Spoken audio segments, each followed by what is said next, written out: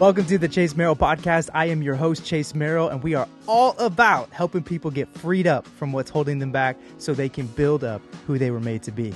On today's episode of the podcast, I have my friend Andy Irwin with me. Without Andy, you wouldn't be hearing this or watching this right now. He's been a huge part of my life over the last few months and has been the behind-the-scenes guy helping me make this podcast happen in reality. Andy's story and what God has been doing in his life is incredible. Who he is as a husband, as a father, as a friend, and so much more has impacted me, and I know will impact you today as you hear a part of his journey. If you want to help us continue to make an impact with this podcast week in and week out, consider joining our new Patreon community. For as little as a cup of coffee a month, you can be a part of helping us get the message and mission of the podcast out to more people more effectively. This is a way that we can come together as a community, and you'll get access to behind the scenes stuff, additional resources and content, and so much more for just as little as $5 a month. You can head over to chasemerrell.com and click Patreon to jump in and get started. Today's episode of the podcast is sponsored by Frontline Coffee Co.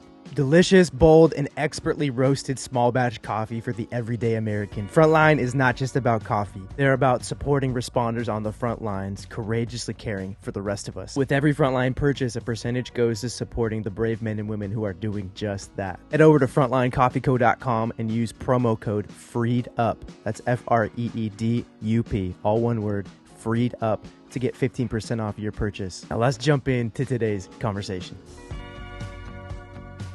Well, here we go. I got an incredible man, bearded, strong, hilarious. My friend Andy Irwin today on the podcast. Welcome to the podcast, man. All right. Thank you, Chase. It's so cool having you here. There's a story and a journey over the last few months that, people that have been a part of listening to the podcast or watching, they don't know all of that's gone into it. And so as we have this conversation today, right out of the gate, want people to get to have a snapshot of why you're here on the show today and who you are. But will you do just a snapshot moment? People don't know you. Yeah. Who are you? I guess I always feel like that's the hardest question ever. Like, how do you do that? But just who are you? For the people that are like, they don't know Andy Irwin sitting here with me today. Like, who are you? And like, where are you at in the world right now? Just so people can get kind of a snapshot. Yeah, sure. Well, I've been going here at Living Water Lacey for the last year and a half with my family, Sarah, my wife, and then my two kids, Jeremiah and Aubrey. Aubrey's 13, Jeremiah's 10. So we're definitely in like the teen years. So yeah, being parents is definitely at that challenging stage for sure. Involvement with church and stuff is I was over at Living Water Ole for quite a while. Yeah.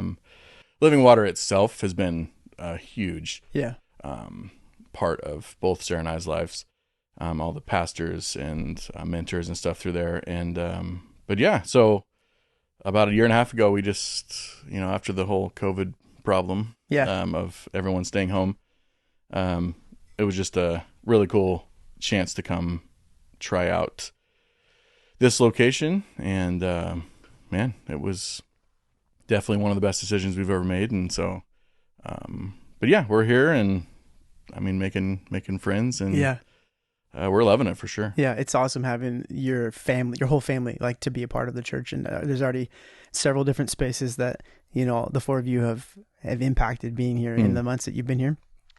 Part of why you're here today is even though we haven't known each other on a deep level for a long time, is when I stepped into this space to launch a podcast. So many like insecurities and fears and all these things, right, that were up in my grill all the time. But just was attempting to step over or overcome those.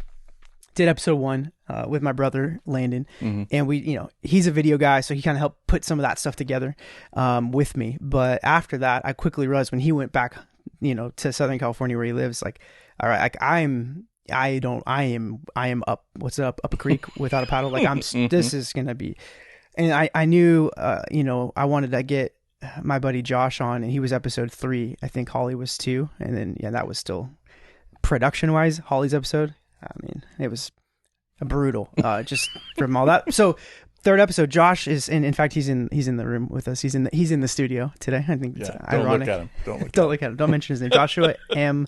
Jones. Yeah. In case you want to find him somewhere on the social webs of the world. But anyway, he reached out and was like, man, we should see if Andy wants to just come be here, you know, because you're a video dude.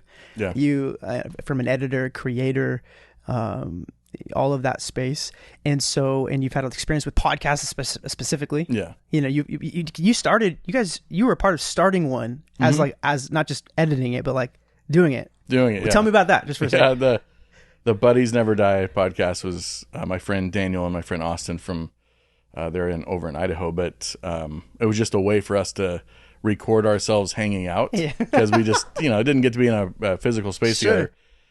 But it quickly turned into really great little like 40, 50-minute episodes of silly stuff. Yeah. And man, we did a couple years, I think, of it before life kind of got a little bit too busy. But yeah, I cut my teeth on that, you know, three mics, you know, Zoom cameras, and like what do you even do with that after it's all done? And so I've learned to absolutely love it. So. Yeah. So when Josh made that comment about reaching out to you, just from that experience, you know, like to be in the room while we recorded, there was nothing in that except for just to be a part of it, give us consultation, and then it ended up that day we quickly had to have several technical issues that you just jumped in and we actually helped us live cut while we were doing it. And then, you know, you reached out to me after, and this is part again why you're here today, one of the reasons, but you basically just were like, man, I really believe in this, and I believe in what you're doing, and I believe in the message of what you're communicating, and I want to help. Like, I want to help support it. And for me, in that was a pretty pivotal moment for me at episode 2, 3, you know, for first month of like, am I actually going to do this? Is it actually possible to sustain an episode a week?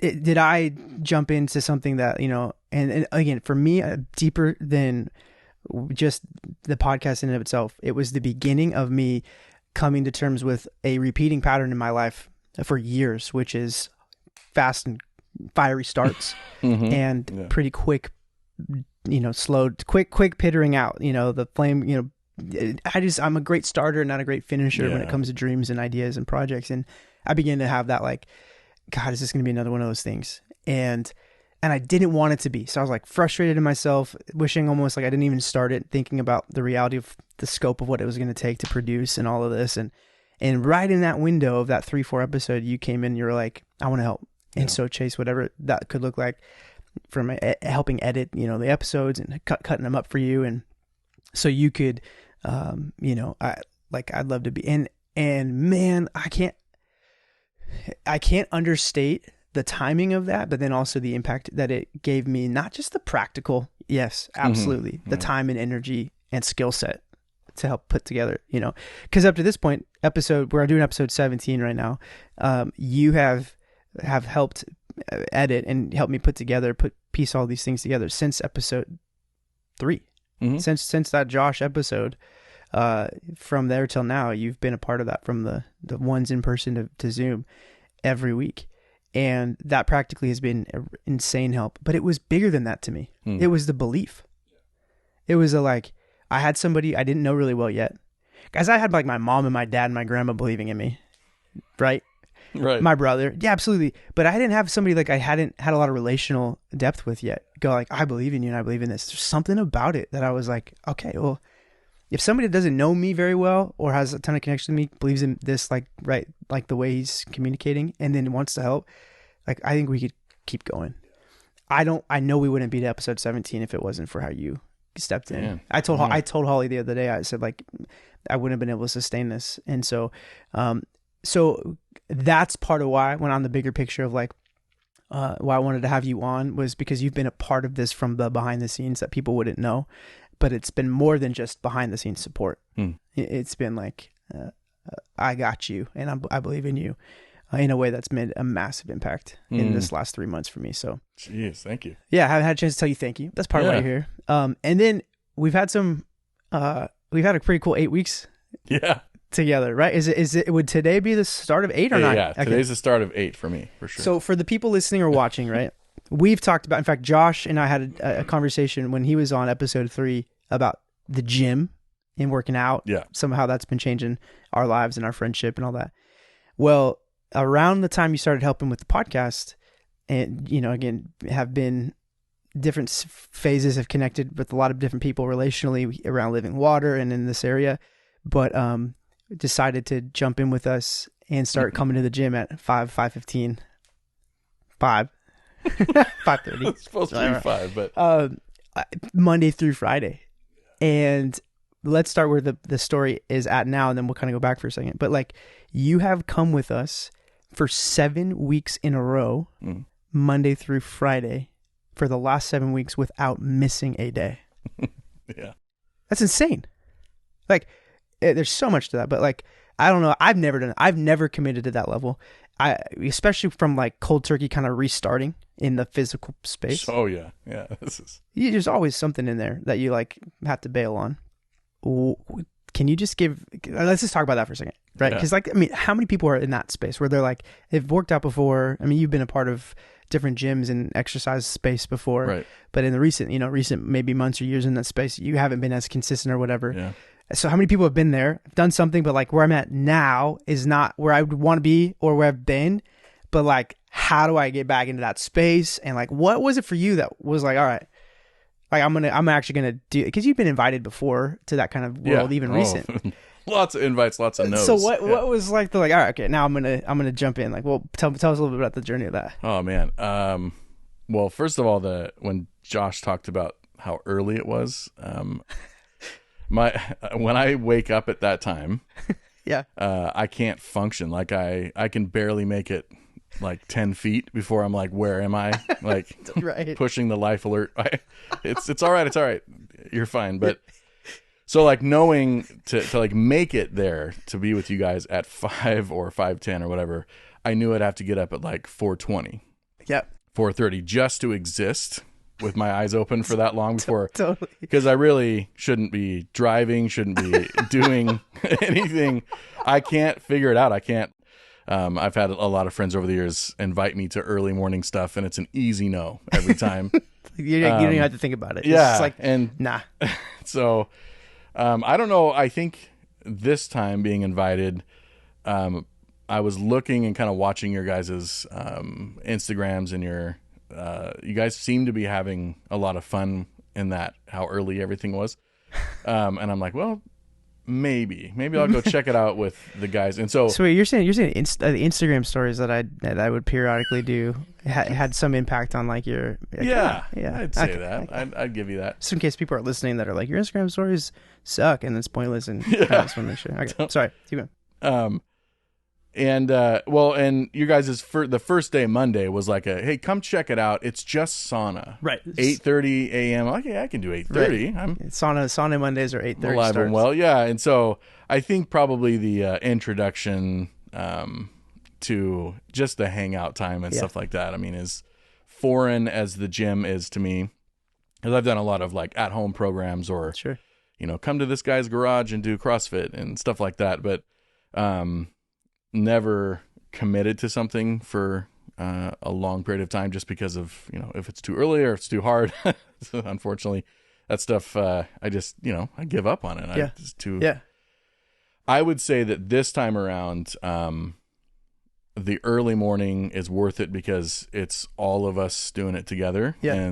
And so showing up groggy eyed, like getting on the bikes or getting on the treadmill and like warming up and doing the weights and stuff like that, quickly became something I realized like, oh, this is why people do it this early. Sure. Kicks off the day. Yeah, for sure.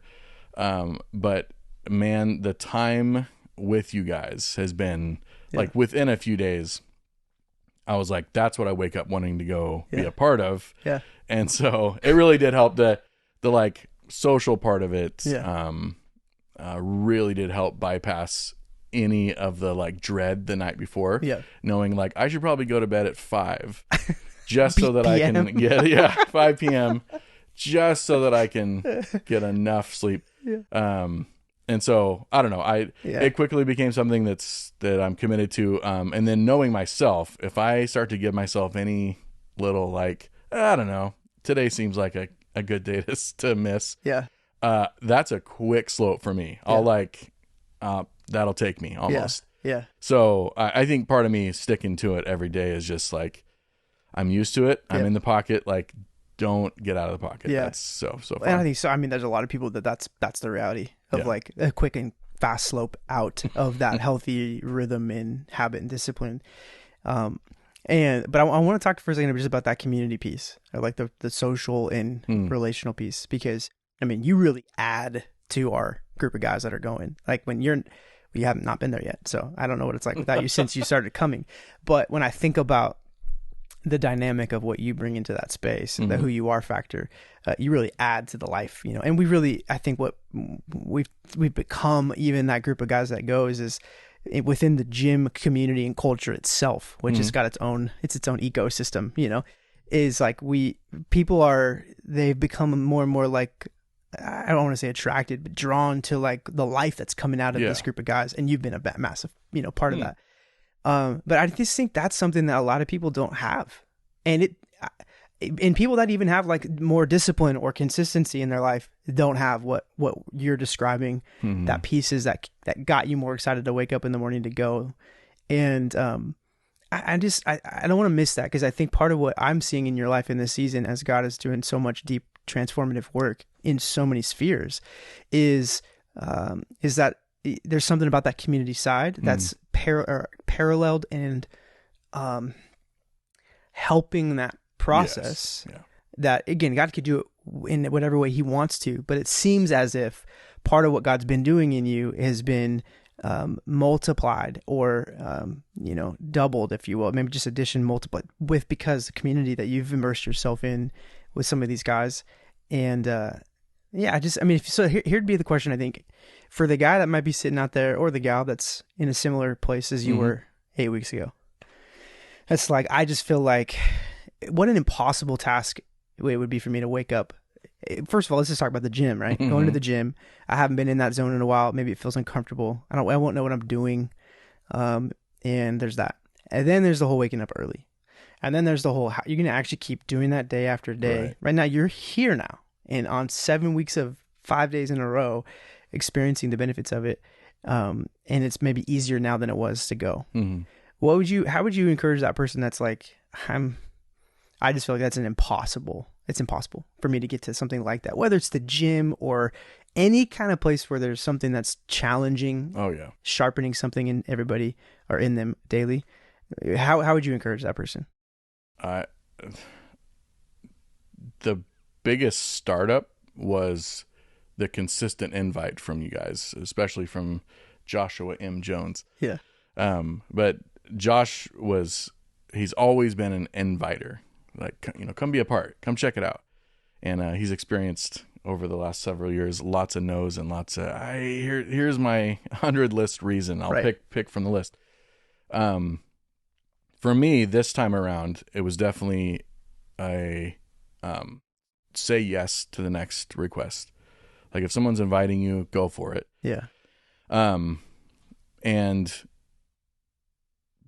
it's hard for me to answer the commitment part, because I don't usually do anything I don't really want to do. Yeah. There's just normal life responsibilities that you just do it. Right. I don't think about it. But any extracurricular stuff that requires stuff from me, that's a real important yes. Yeah. And so I think I was just at a spot in life where I was thinking about and being open and willing to whoever, like whatever the next invite is. Yeah. They're saying it's important. They're saying they want me to be a part. I'm going to say yes. I'm going to give, I think in my head, I said, I'm going to give this 2 months. Yeah. Which you're right there. I can't wait for it to be over, guys. I'm out. I can't wait to prove myself at 2 months but like, I think definitely my personality type is like, I just want everything to be chill all the time. Yeah. What's the like most casual thing we can be doing? Yeah. I don't know. That's just something I look for all the time. Sure. So I had to give myself, you're going to do this for 2 months. And like so that'll lead into other stuff, I'm sure. Yeah. Other conversations, but learning the power of like telling myself you're going to go do this. I don't know. I don't normally lean into that kind of stuff. I just kind of react to whatever's around me. Either that's a yes or a no. So. Yeah. So that's a perfect segue into like this last season of your life. And, let me open with just saying, man, the way that you have allowed me in, and then others, kind of in some of this community and even our church community, sharing just some of the journey of where God's been, how he's been working in your life over this last season. It just has been really courageous, because I just feel like there's such a resistance that most people feel around any kind of like, hey, like here's a weaker place that I'm walking through, or something that may appear as if I'm not as strong or successful as I want everybody to think that I am, that most people just do everything they can to preserve that. And I've just so appreciated and respected the heck out of your like your lifetime ability to go, man, I am not all perfect on the outside here, and I'm actually okay to let that be known, because I'm walking through it with the Lord. I just think that so many opportunities are missed because people don't let people in the right and healthy way while they're in it. They do it on the other side, and they go, oh yeah, man, like last year, I went through this, and that's great. But there's something about the humility and the discernment of lifetime vulnerability. And I feel like you just have done that really well. So in that vein, like maybe give us a snapshot of just this last season. Sure. And, for people that don't know part of your journey and story, because I think a lot of people would resonate with where you've been, where you are. What has that been like? What's the Lord been doing in you over this last season? Yeah, I would say the last 2 years has been a very significant window up until this very day we're talking about this. I think coming out of like when they started like saying, all right, COVID's kind of relaxed and people are free to go do whatever. I'd gotten pretty used to church online and like just kind of hanging out at home for Sundays, even though I really did miss the in-person, the worship. There's nothing like live worship. It's just a part of my life that I've really liked. But Sarah and I had no idea how much we were going to need this community when we needed it. Yeah. And so a year and a half ago, we started coming here. I think Josh and another time Josh invited. He's out there just waving the he's like, come on in. The power of invitation, man. Power of invitation for sure. Well, for me, it's again, Sunday mornings, just getting to a church and getting, even though I was used to it for so many years, I was out of it for a while, and I was really used to like not like, again, chill Sunday. But coming here, and again, just one of those like, all right, I'm committing. We're going to come here as often as we can. Not because I feel like it, but because it's good to be part of the church body. Like I have basic understanding of like, if you're going to walk a Christian life and follow Jesus, there's some things he's said that you need to be a part of, and he designed it that way. And to think that you can be outside of that stuff and thrive is a huge mistake. Yeah. You either find it out quickly or it takes a while, but it was everything I could do just to get my stinking feet through these doors for about a year. Had nothing to do with the people here, the message, the worship, everything to do with my resistance to, not a resistance, like a fight with myself on Sunday mornings. Like, I don't need this. Yeah. And therefore my family doesn't need it. Or just like these big decisions I didn't realize I was really making. But so it was about a year of consistently coming.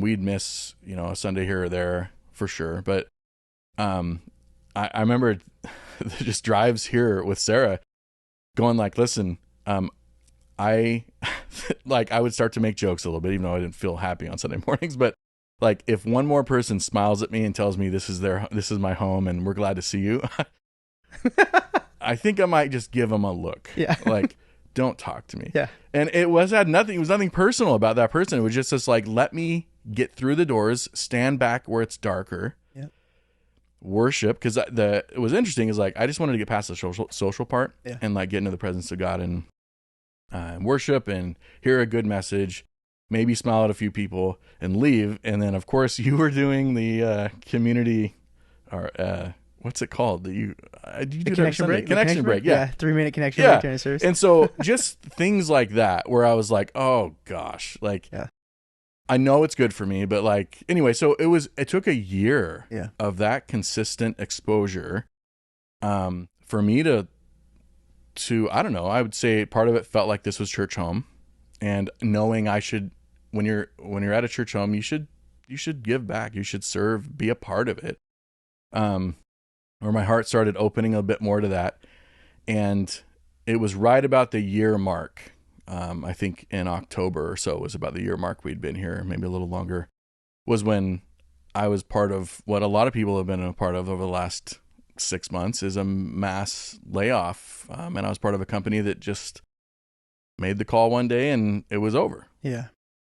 And, I mean, that's a huge, huge fear. I'm not someone who had a bunch of things going on. Yeah. Bunch of businesses, and I can just jump to that and jump to this. It was devastating, like to just who I thought everything was built on. Yeah. And I think the timing couldn't have been more perfect, because I was part of a place that I called a church home. I had friends inviting me to come be a part. And that day was a pretty significant supernatural moment for me, because when I hung the phone up, and after hearing the news and seeing my work computer being shut down remotely, and went over to it and shut the lid and realized, holy cow, this is real. I'm a very like highly reactive emotional person. So emotions are a big, like, just go off like fireworks for me. I feel big when I feel. Yeah. And that's awesome when things are good, and really terrible when things are bad. You're right. And over the years, I've rarely found times where I've been able to tell myself, you're going to be okay. And cause I'm like, no, I'm not. See ya. Yeah. I'm going into a dark pit. Yep. It's bye. And there was this literal moment where nobody can take this from me, because I don't like make these kind of things up. Right. But I was in my living room, like about to break down, realizing like, how am I going to tell because I worked remotely from home and stuff, but how am I going to tell my family? Like, I don't know what to do. And I just felt like the Lord pressed pause on the moment, like this. And I just felt released from the moment for about 30 seconds to a minute. And he showed me in my living room this, like, hey, you can go the route you normally do, which is you're taken by your emotions and you just go for the ride. You become whatever they tell you you're going to be. Or you can choose another path. And I remember hearing or feeling or sensing happy Andy. Not like the pretend, but like legit joy, even in this devastating news. Yeah. And I mean, it took me 2 seconds to be like, yes, happy Andy. Like, I don't know. This moment's real. I choose that. And I have no clue how how it really played out. Yeah. Because I don't know, maybe 45 minutes later, I had to talk to Sarah about it. And she was like, at the end of the phone call, it was very short because she was at work. She's like, well, there's something different in your voice. Either you're pretending or this is real. And my wife knows me. I'm the worst pretender ever. Like, I'll get all sweaty and nervous and I don't like I can't do it. Yeah. And so I'm like, no, it's real, babe. Like, this is the Lord's doing something different this time. And so it's been since October of searching for the next thing, applying for this video job or that video job, and trying to find the next full-time solution. Right. But man, like, there was, looking back, this is a sacred time. Like, even my wife, who is very structural in her thinking and can think past one day at a time. Yeah. Huge skill. I have no. Yeah. You show me a calendar, I'll pass out. Like, don't give me the day view, please. Yeah. And her piece in all this has just been, it's no doubt supernatural. It's like, so something different's going on. But I would say the one of the coolest moments in this that kind of really helped anchor me in scripture and in what God's trying to do in me was coming forward here. The first service I was here after the news. And again, not a Sunday I wanted to be around anybody. I'm like, sure. I've lost my whole worth. Just working through I know God's doing something, but I feel like trash. Yeah. Like I just want to stay in bed till somebody gives me a solution that I can get out of bed for. Yeah. Coming forward after service and just trying to explain to the prayer team what I was going through, I barely got 6 words out. It was basically like, I lost my job, I don't know what to do, and just burst into tears. And I would rather be home numbing out, like just, I don't want to be here expressing weakness. But this is the place I should be. And so the prayer team gave me a scripture, after praying for me. And it was, I will guide you continually. I will satisfy your desires in scorched places. I will make your bones strong so that you will be like a watered garden, a spring of water whose waters do not fail. Yeah. That scripture, no doubt, like became this, just a foundation I've never felt in my whole life. Yeah. And so being able to, you guys gave me a chance to share a little bit on testimony on one of the testimony Sundays, and trying to navigate a time like this where there isn't a lot of opportunity because of the mass layoffs in the industry, and feeling like, well, where do I fit? Like, right. I have no problem going to get a different kind of job, but Lord, I poured 15 years into the video industry, and like, I don't see why anyway, lots of whys and why nots and all that stuff. Oh yeah. But in the midst of all of this, there was this literal, like, just trust me, and be at peace. I'm doing something in you. And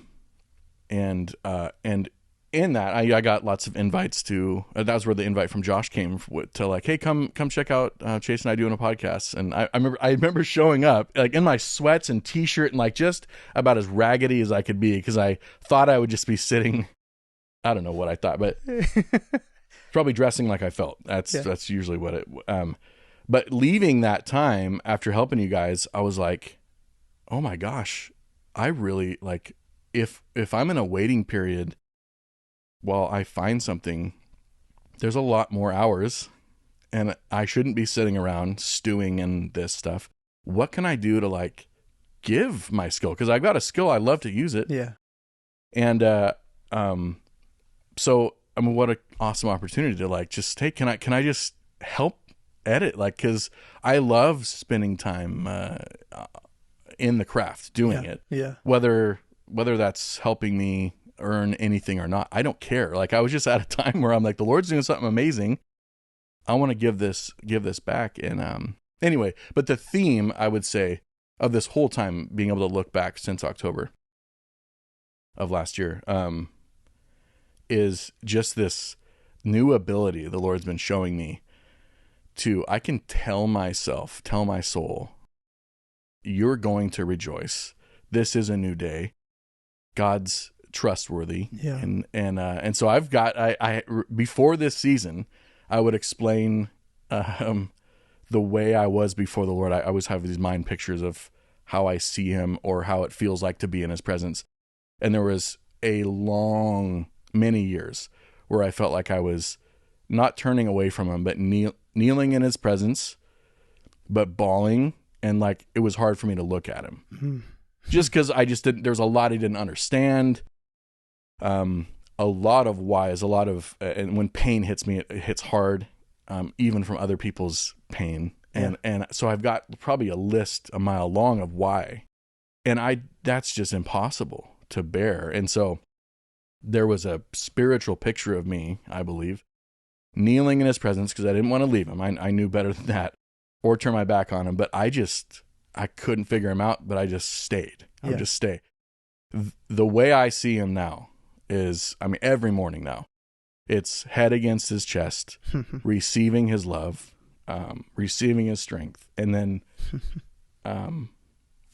saying these things, not as some empty habit, but telling him, you're king, you're perfect, you're worthy, you're trustworthy, and you're greater than any need my wife has, any need my son has, any need my daughter has. You're greater. And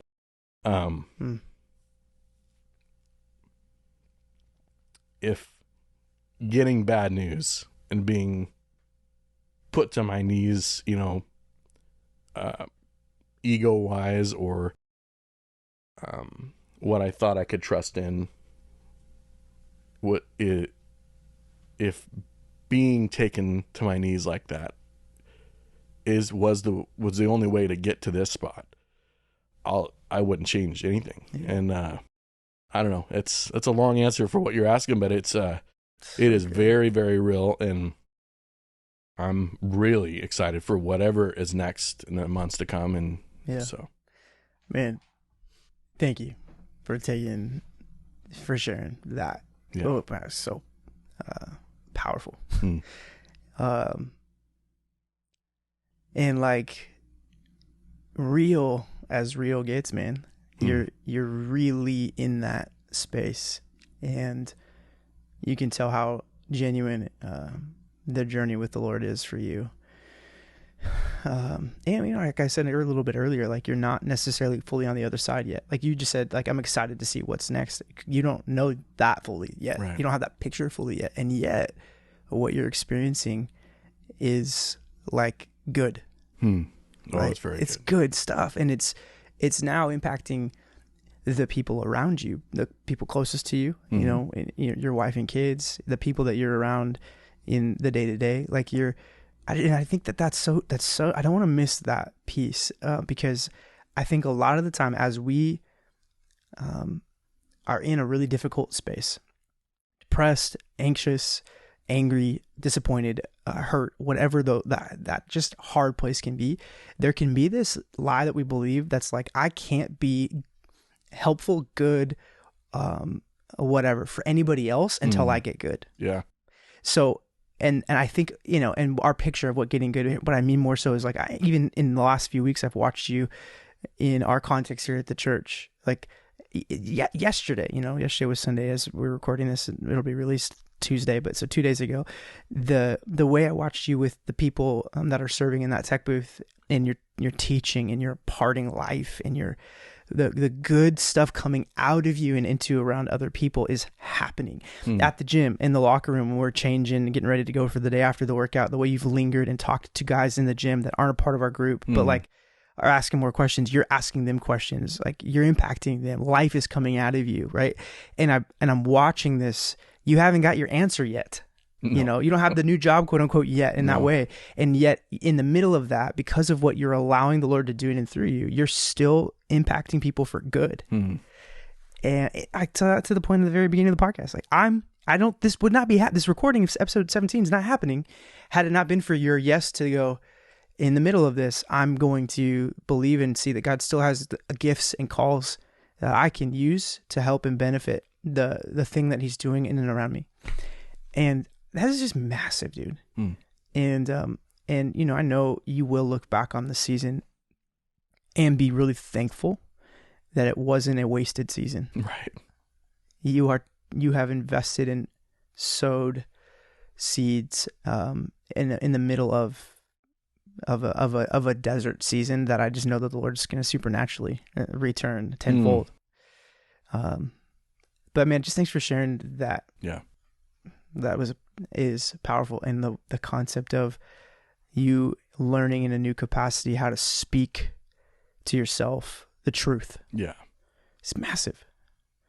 massive. And I hope people as they're listening or watching that they'll even consider like what lies did they need to identify that they've been speaking to themselves, for however long, that need to get replaced with the truth of what God thinks and what he says about what is true about them or what he's called them to, and to begin to swap those lies for truth, because it's powerful. Yeah. And just believing that when you say it, it will happen. Like I've wasted a lot of opportunities to tell myself, you're going to be full of joy.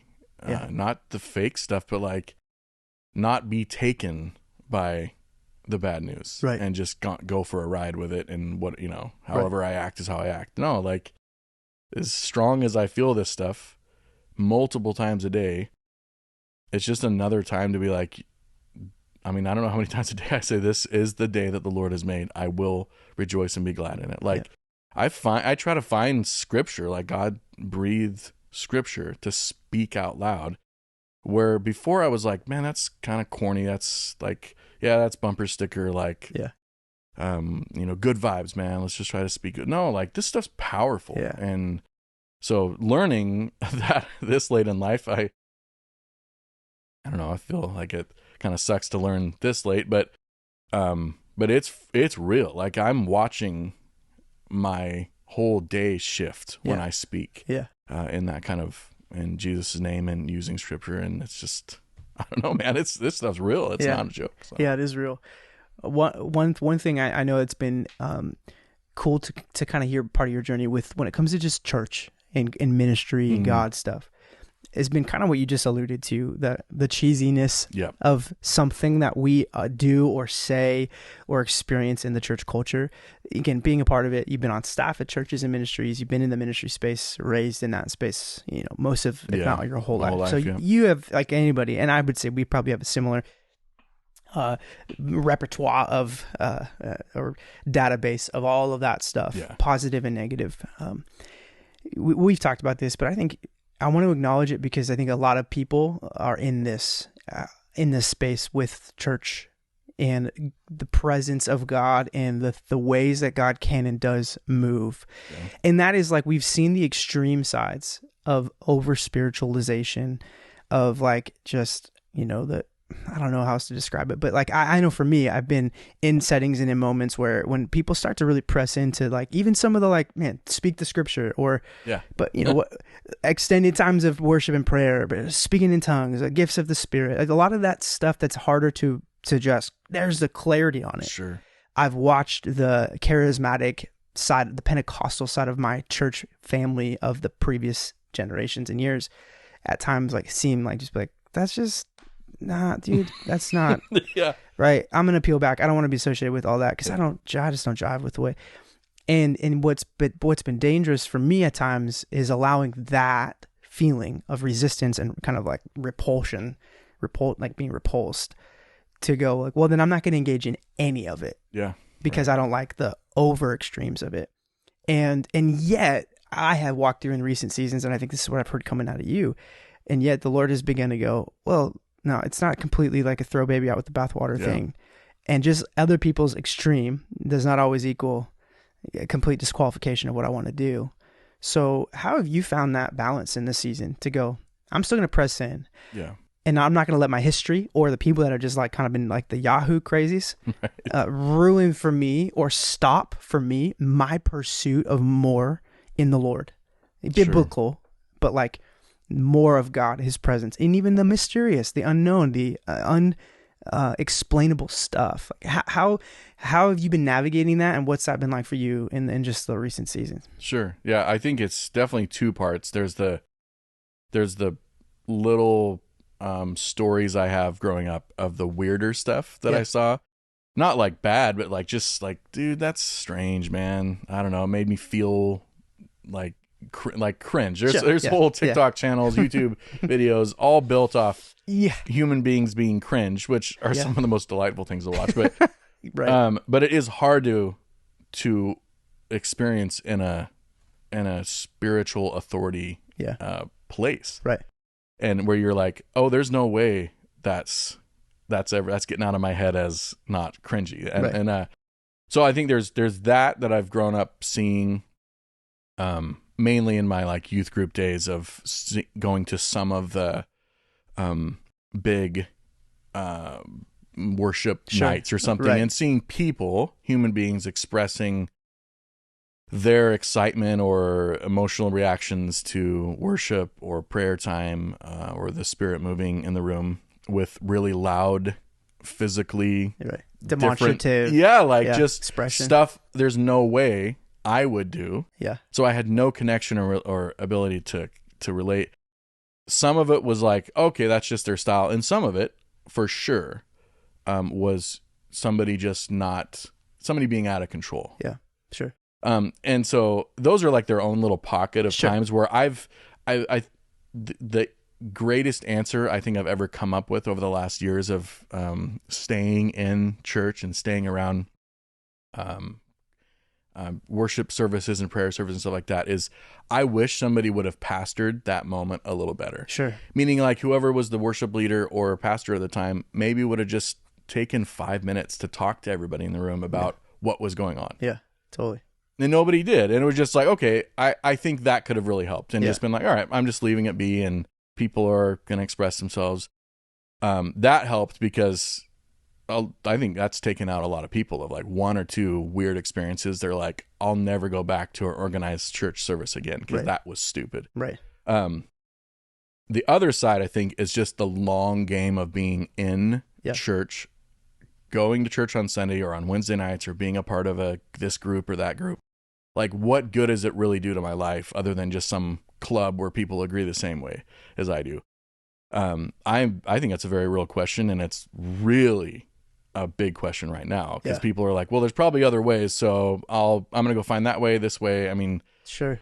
But for me, the reason I stay in this kind of environment, and nobody can pull that away from me, not because I'm like got my head down and I won't listen to anybody, but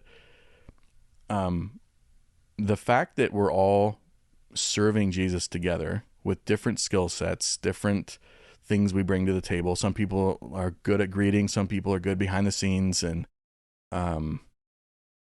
it is something beyond just my own physical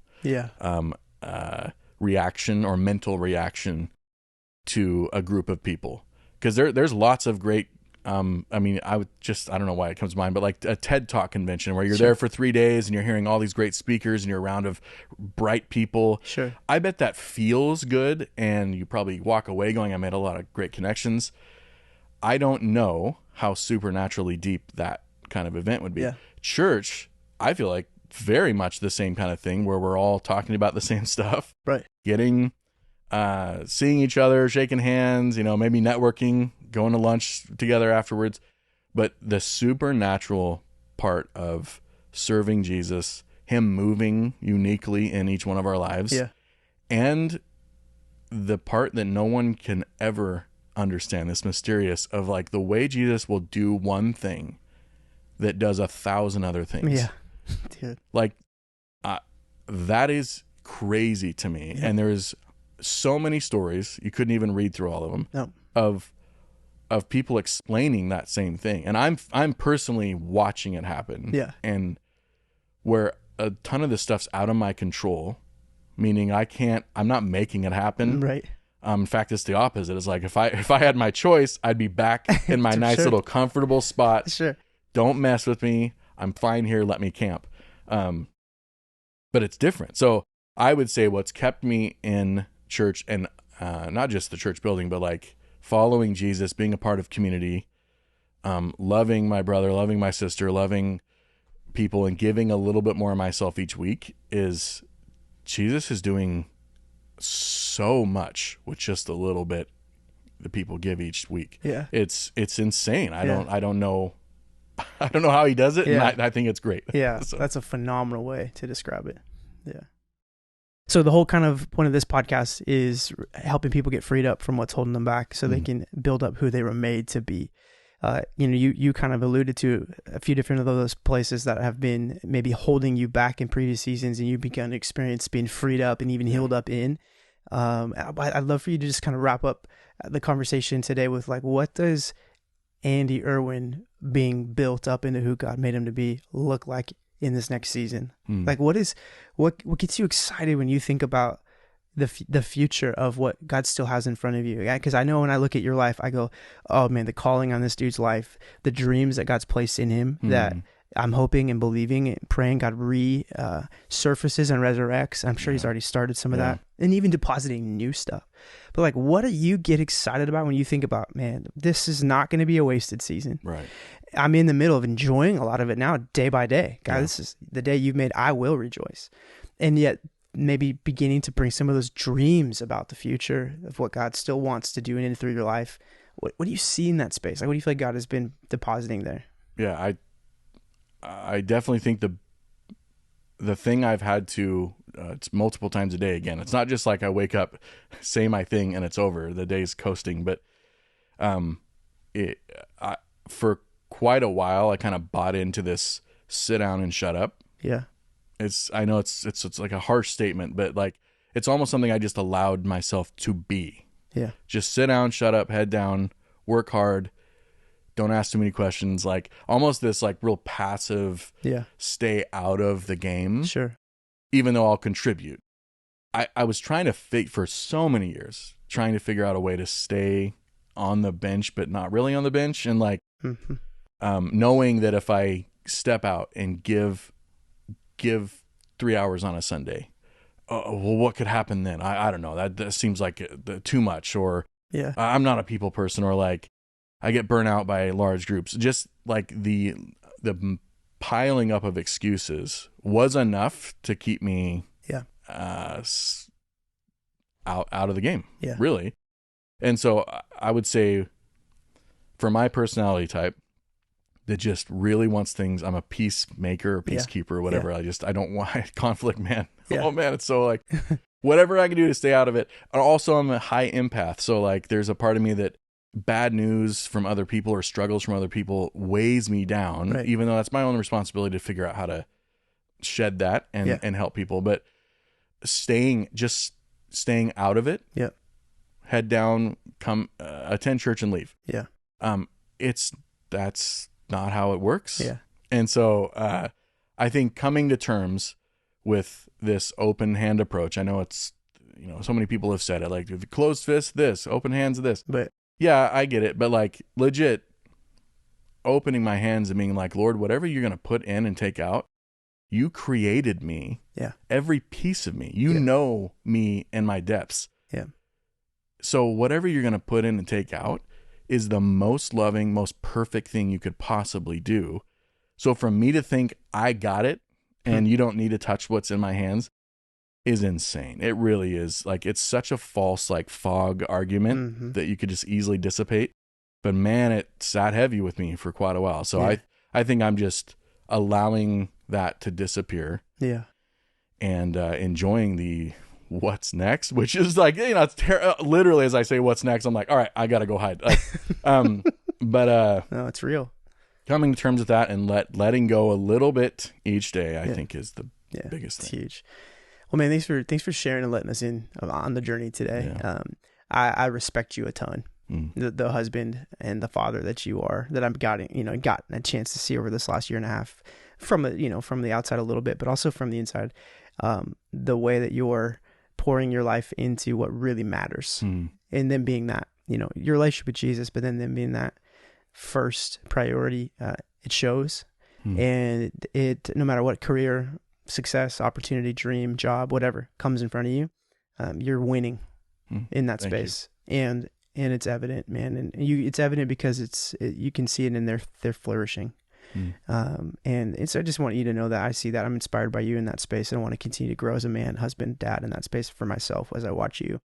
I watch your kids be around you. I got to have dinner with you guys the other night together with a couple other families, and just watching how they found themselves wanting to be close to you. God, man, that kind of thing is not, it's not an accident. I mean, it's not something that is just you're not forcing it. You're not making them be close. They want to be, they want to be close to you. Your wife adores you, and respects you and loves you and is willing to go to great lengths of journeying with you. Right.